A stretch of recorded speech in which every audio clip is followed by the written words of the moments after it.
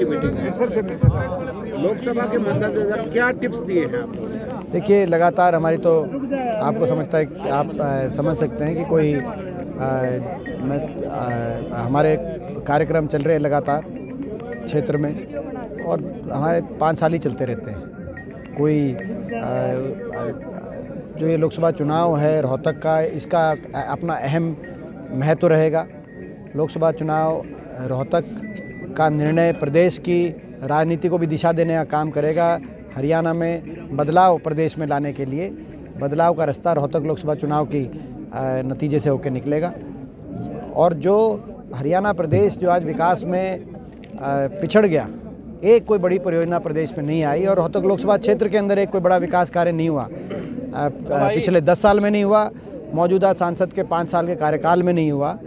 आज दोबारा से विकास के रास्ते पे लेके जाने की आज संकल्प, जिस संकल्प को लेकर मैं समझता हूँ कि हमेशा हमारा प्रयास रहा है, हमेशा मेरा प्रयास रहा है कि रोहतक लोकसभा क्षेत्र देश में विकास के, देश में मानचित्र पे सबसे आगे आए, हरियाणा प्रदेश देश में विकास में सबसे आगे पहुँचे। आज उस संकल्प के साथ हम जो है आगे बढ़ेंगे। ये हमारा जो है, ये हमारा मुख्य लक्ष्य है। कार्यकर्ताओं को क्या करना है लोकसभा चुनाव में, ताकि पूरे हरियाणा के कार्यकर्ता समझ सके, वो ब्रीफिंग एक बार करें। देखिए, कार्यकर्ताओं को आज हम बूथ कमेटीज़ बनाई हमने, और बूथ कमेटीज़ के माध्यम से जो सारी बूथ पे हमारी कमेटी बनेंगी, ये सभी जो कार्यकर्ता हैं अपने परिवार, अपने बूथ में एक एक वोट, कहीं कोई अगर हमारा ऐसा कोई भाई हो, कोई बहन हो जिसको हमसे मिलने की आवश्यकता हो, मिलवाने की आवश्यकता हो, बूथ में डोर टू डोर कार्यक्रम भी चलाएंगे। बूथ में हम अपने संकल्प पत्र लेके जाएंगे ताकि हर बूथ के अंदर हमारे संकल्प पत्र पहुँचें। और यही हमारे जो संगठनात्मक कार्य हैं। अभी घर घर कांग्रेस एक हमारा कार्यक्रम चलाएंगे, घर घर कांग्रेस हर घर कांग्रेस। इस कार्यक्रम के माध्यम से हम लोग हर घर में पहुंचेंगे और हर घर तक कांग्रेस पार्टी की बात को हम पहुंचाने का काम करेंगे हरियाणा प्रदेश में। आपने कहा कि जो कमेटी जो बूथ स्तर के 100 वोट ज़्यादा करवाएंगे उनको सम्मानित किया जाएगा। ये मैंने कहा कि अपने बूथ पे अपनी वोट जो है, जो पिछली बार वोट आई थी उससे जो बूथ कमेटी के सभी सारे साथी मिलजुल कर अपने बूथ के अंदर जो है वोटों में इजाफे का लक्ष्य रखें, और जो ज़्यादा अपने बूथ पर जो वोट पिछले बार के मुकाबले 100 से ज़्यादा वोट जो बढ़ाएंगे, ऐसे सभी कमेटी को विशेष रूप से हम लोग सम्मानित करने का काम करेंगे। अच्छा, आपने एक अंदेशा भी जताया है कि आप सबसे ज़्यादा टारगेट है बीजेपी के लिए। इसमें तो कोई अंदेशे की बात नहीं, ना तो आपको से छुपी हुई बात है, ना ये प्रदेश से और ना ये देश के से छुपी हुई बात है। क्या अंदेशा? ये विपक्ष की कोई भी मजबूत आवाज़ जो निर्भीकता से, ईमानदारी से इस सरकार के सामने कोई आवाज़ पूरे देश में हो, उस आवाज़ को किस प्रकार से कुचला जाए, सरकार की कार्यशैली का हिस्सा है।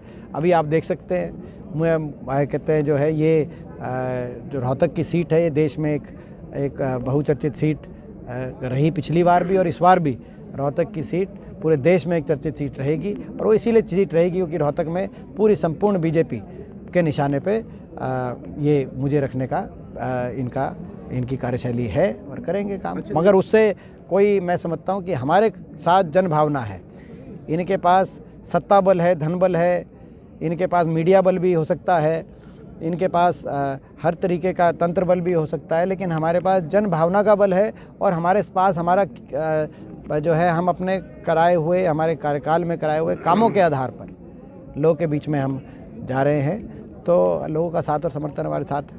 अच्छा सर, आप भाषण देते वक्त भावुक भी हो गए थे। 2019 में ऐसी क्या कमी रही जिसे आप पूरा करना चाहें? देखिए, मैं समझता हूँ कि अपने परिवार में अगर हो, अपने परिवार में अपनी मन की बात, दिल की बात की जाए तो थोड़ा बहुत कोई भी भावुक हो सकता है, तो इसमें कोई लंबी चौड़ी बात नहीं। अच्छा, राजनीति आपके इर्द गिर्द होती है, सब जानते हैं, भूपेंद्र हुड्डा की निश्चित तौर पर जिस तरह से 2019 की बात आती है, आप कहते हैं, बार बार आप कहते हैं कि उसका आघात लगा है। आप तो बोल्ड हैं। आघात मैंने अपने को नहीं कहा, आपने देवेंद्र जी दोबारा से आप सुनना। नुकसान मैंने कहा अपने क्षेत्र का, रोहतक लोकसभा क्षेत्र का और प्रदेश को नुकसान हो गया। अगर 2019 में मैंने अपना व्यक्तिगत आघात नहीं, मैं तो व्यक्तिगत तो मैंने कहा कि अगले दिन से हम निकल गए थे, कोई एक दिन की भी निराशा हमने नहीं मानी थी, अगले दिन से निकल गए थे।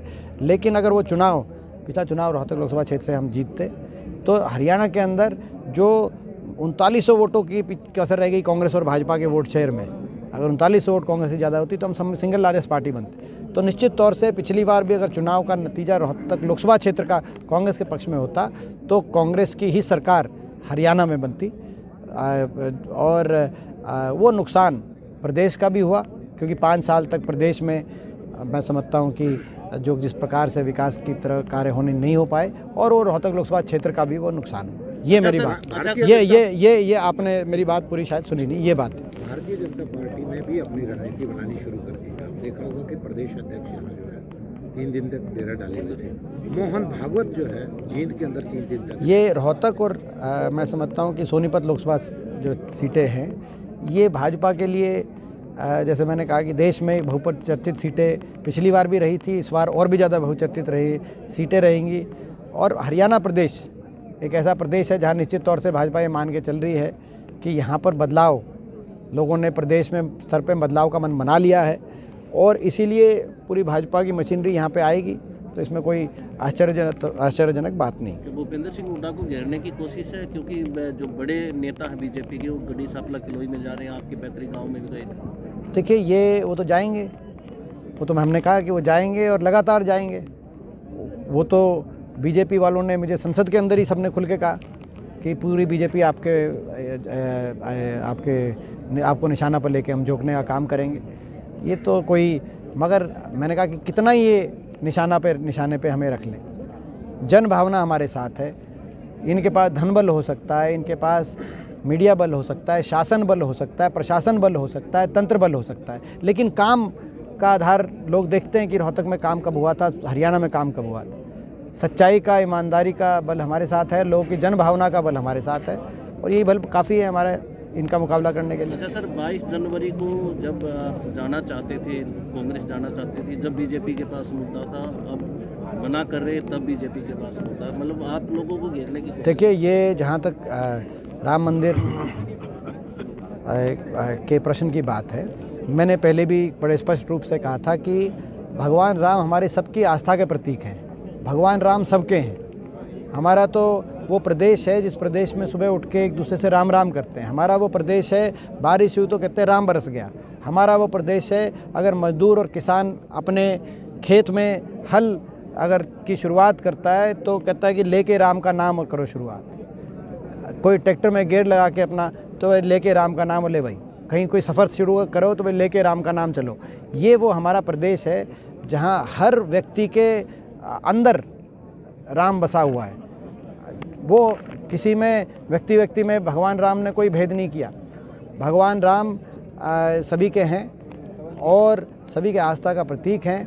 और भगवान श्री राम के मंदिर की जहाँ तक बात है, भगवान श्री राम के मंदिर में तो हमें निमंत्रण की आवश्यकता नहीं है, हम तो बिना निमंत्रण भी जाएंगे। और मैं तो अकेला एक हरियाणा का एक ऐसा जो है एक राजनीतिक व्यक्ति हूँ जो भगवान राम श्री राम के मंदिर में मैं पहले ही जा चुका हूँ।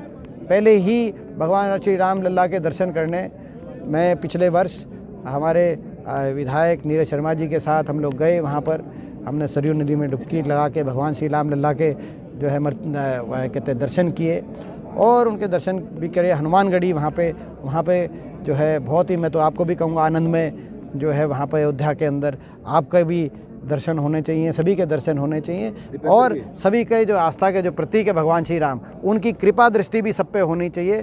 सब मंगलमय हो, सब पे कृपा दृष्टि हो और कोई ऐसा ना करे कि ये मेरा तेरा, भगवान राम मेरा तेरा। ऐसा भगवान राम सबको एक दृष्टि से देखते थे, तभी उनको मर्यादा पुरुषोत्तम कहा गया। वो सभी को एक दृष्टि से देखते थे, वो सभी के भीतर बसे हैं। तो किसी केवल कोई बीजेपी के किसी नेता के हैं और बाकी किसी के नहीं है, ऐसा नहीं। अच्छा दीपेंद्र जी, जो शंकराचार्य हैं वो हमारे सनातन धर्म के पुरोधा हैं। चारों जो पीठ हैं वो कह रहे हैं कि ये शास्त्र विरुद्ध जो है प्राण प्रतिष्ठा है। तो निश्चित तौर पर जहां आपके आला नेता भी यही कह रहे हैं कि बीजेपी राजनीतिकरण कर रही है, हमें निमंत्रण देने वाले वो कौन होते हैं? राम सबके।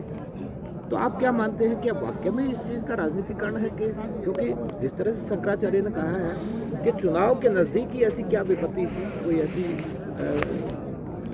जरूर निर्माण नहीं हुआ। देखिए, जो शंकराचार्य जी की जो चारों शंकराचार्य जो हमारे सम्मानित हमारे वैदिक सनातन धर्म में उनकी एक अपनी अलग शंकराचार्य का स्थान है।